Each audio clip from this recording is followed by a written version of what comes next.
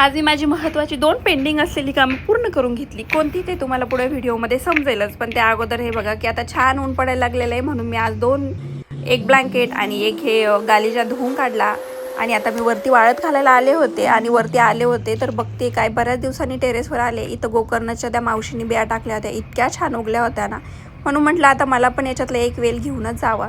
आता एक म्हणता मी एका दिवशी आणि एक दुसऱ्या दिवशी असे 2 वेल मी घेऊन गेले आणि माझ्या गॅलरीमध्ये लावावं म्हटलं. आणि इतके छान उगले होते ना, त्याची ग्रोथ पण मस्त होती आणि शेजारचा गुलाब पण मस्त फुलला होता. आणि त्यांनी तिथं चांदणीचं पण झाड लावलेलं होतं, त्याचा पण वास खूप छान येत होता. मग मी एक गोकर्णाचा छान वेल उपटला आणि घेऊन गेले. आता हे बघा गणपती आले पण आणि गेले पण आम्ही अजूनही रिबीन बांधूनच ठेवलेली आहे.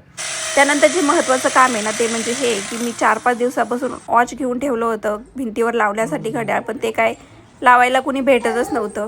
ड्रिल मशीन घेऊन आले आणि ह्या दादांकडून लावून घेतलं. ते कसं दिसते मला नक्की सांगा. आणि त्यानंतर ही धूपदाणी आणि ते वॉच दोन्ही सोबतच घेतलं होतं.